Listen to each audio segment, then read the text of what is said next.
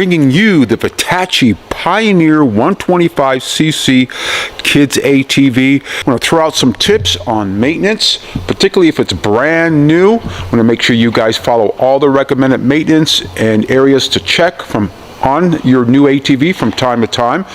This is a very rugged, mid-size kids ATV with approximately 30-inch seat height. Well, let's start off and dive into the wheels, you guys. Now, it has a full suspension.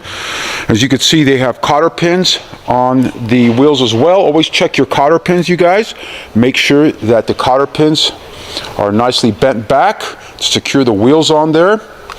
We're going to walk to the back area here. Now, you guys, when you do install the rear wheels, make sure you grease the splines over here. It's a solid rear axle. Make sure you grease the splines before you put the wheels on and lock them in with the cotter pins. It does have a adjuster here on the rear mono shock, so you can adjust it with a spanner. Solid rear axle, as I mentioned, hydraulic brakes in the back, disc brakes. It does have that rear parking brake feature again. A lot of the Chinese ATVs from Hitachi and Apollo and some of the Taos are including that rear parking brake, and this is where you're going to adjust it with a 12mm, you guys. You're going to back this out and turn this in and adjust it according to how you need it, as well as adjusting the chain. The fundamentals are all the same on most of all the Chinese ATVs on the kids lineup. You're going to loosen these upper bolts over here. There's two lower ones as well underneath, and then these right here, these eye bolts right here, you're going to back these out, loosen them up. It'll loosen the carrier, allowing you to move this axle here, adjust it quarterly so you can loosen or tighten that chain as needed. So we're going to walk around to the other side over here. Now, these are just cosmetic rings, you guys.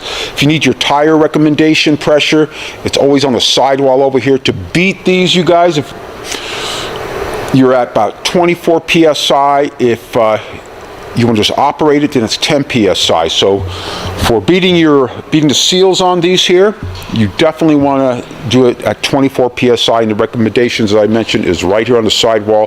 10 psi for regular operation. This here operates your foot brake over here, which operates your rear brake, and of course this operates up here your hand brake, you guys. Front brakes are drum brakes, you guys,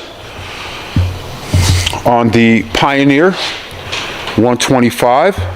Nice solid control arms here in the front. Again, full suspension. You do have a spanner adjustment to adjust the dampener over here as well on both sides here. Nice solid bumper. This right here, this plate here, this is your manufacturing plate with your VIN number, as you can see right here, as well as the manufacturer here. Again, this is the Hitachi brand, you guys. Has functional front headlights on it. Let's walk around to the other side over here. This is a fully automatic ATV, you guys. So this is your shifter to shift into reverse, neutral position, and then drive position. So fully automatic. This right here is your fuel shutoff, on and off for your fuel shutoff, you guys. This is your manual choke. This lever right here allows you to choke it for cold starts and then bringing it down for a full functional ride, you guys. Always make sure you bring it down, otherwise it's not going to function properly, your ATV. So make sure once you warm it up, you bring it down, otherwise you're going to have a lot of hiccups on it. Have your gas cap over here. It's a solid gas cap here with the hard plastic. Put that back on. Always use 91 gasoline on here. This is your fuel filter, you guys. That should be changed during your break-in service. Always remember, all brand new ATVs require a break-in service, you guys, after a few hours use. But it depends really how hard you use it, how frequently you use it when you first purchase it. So make sure you're up on your maintenance. It's so important. It takes just short of a quart of oil, and I'll show you where that's at here in a second. They're including this little tire pressure gauge here, so it's pretty cool, pretty sweet to have there. So it's mounted right here, as shown. And we'll walk around, keep walking around again to the other side here. This is your oil check right here, you guys. This is where your oil fill is as well. So this is where you're going to fill your oil and then check your oil. Make sure it's always at that top of that hash mark then you recheck it by just dipping it and recheck it again. You're good to go. Takes you shy of a quart of oil. Always use high quality oil as well.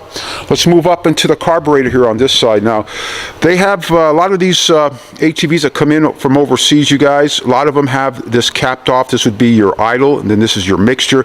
A lot of them are capped off, so you can always pop that cap off either with a Dremel tool or with a sharp needle nose type of object that you can put a pin size hole in the center of this cap because they're very thin, and then you could pop them right out. So use any technique that you choose to. We do have a couple of videos on how to pop these out. If you guys want to watch our videos, it's on the playlist there on servicing your ATV. Now let's drop below here. You guys can see this right here where my finger's at, this vertical. This right here, you guys, this is your drop, to drop your oil. So always make sure you drop in the oil. It's on the right side of the ATV. If you're sitting on the ATV, it's on the right side. You drop your oil right here. Again, it takes you shy of a quart. Do not touch the angled one on the other side. That's a no-no. So it's this side right over here to drop your oil.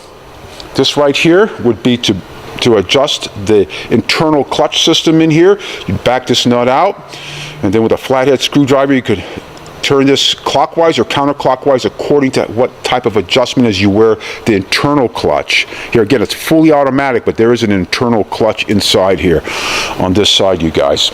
This is your spark plug right here. It takes an NGK. We use NGK, so it takes the NGK CR7 HSA.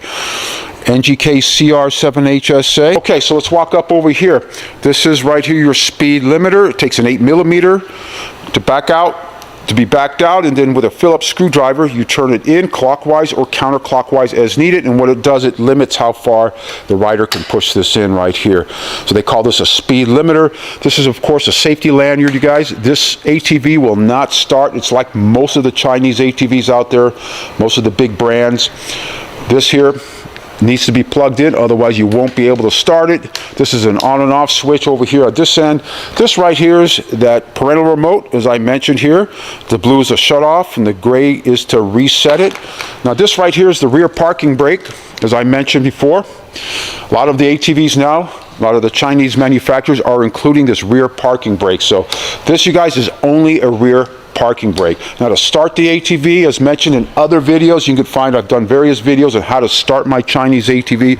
The fundamentals are basically the same. You have to either step on the foot brake to activate the starter or pull in the handbrake. Now I locked it in here. It has a locking position, which is nice.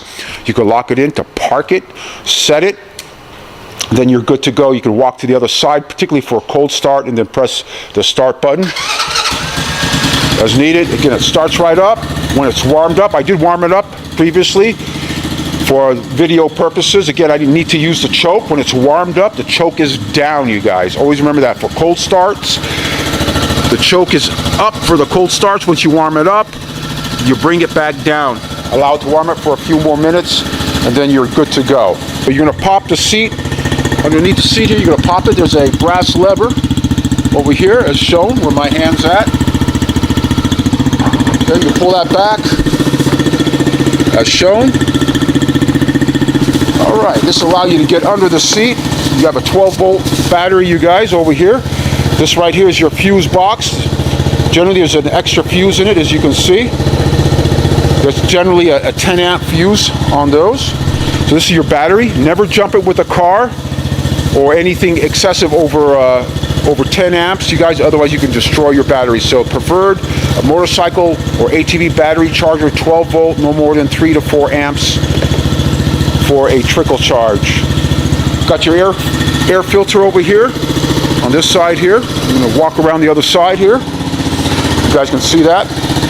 This right here is your air filter, you guys, as shown here. Now you guys, if you're riding in real dusty conditions, you could remove this and put an aftermarket like a Uni or K&N filter. Definitely a much better filter for dusty conditions so you don't get dust in your carburetor.